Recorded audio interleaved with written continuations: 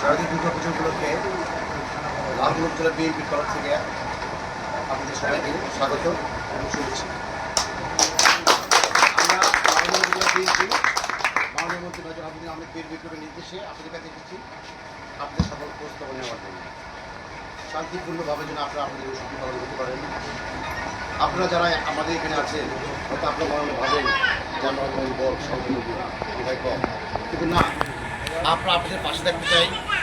আমরা যদি আপনাদের পাশে ছিলাম, ভবিষ্যৎ আপনাদের পাশে আছি এবং আপনাদের সকল উন্নয়ন আমার নেতাই করেছে। এর আগে আমরা একটা মন্দিরে গিয়েছি, তারা স্পষ্টভাবে বলে দিয়েছেন যেখানকার যত কাজ আমার মহান নেতাই করেছে। তাই আগামীতে আমরা আপনাদেরকে নিয়ে পথ চলতে চাই, সুখে দুঃখে আপনাদের পাশে আমরা থাকতে চাই। যে কোনোভাবে যে কোনো কারণে যদি আমাদেরকে দরকার হয় আমাদের পাশে আসবেন। আমরা আপনাকে কাঁধে কাঁধ রেখে হাতে হাত রেখে আগামী পথ চলবো। উপজেলা বিএনপি নেতৃত্ব আপনার সাথে এসেছে ওদের দেখা করার জন্য। আমার মাননীয় মন্ত্রী নির্দেশ, তিনি অসুস্থ এবং তার স্ত্রী অসুস্থ, তিনি অসুস্থ না থাকতেন তিনি আসতেন আমাদেরকে সহযোগিতা। আর আমার মা বোন এবং ভাইরা যারা এখানে আছেন, আপনারা কখনই ভাববেন না যে আমরা আপনাদের পিছনে একজন ভাই। আমরা আপনাদের আপন ভাই হিসাবে আমাদেরকে গ্রহণ করবেন, আমরাও আপন হিসাবে আপনাদের গ্রহণ করবো এবং আগামী দিনে আপনাদের সবাইকে নিয়ে আমরা পথ চলবো।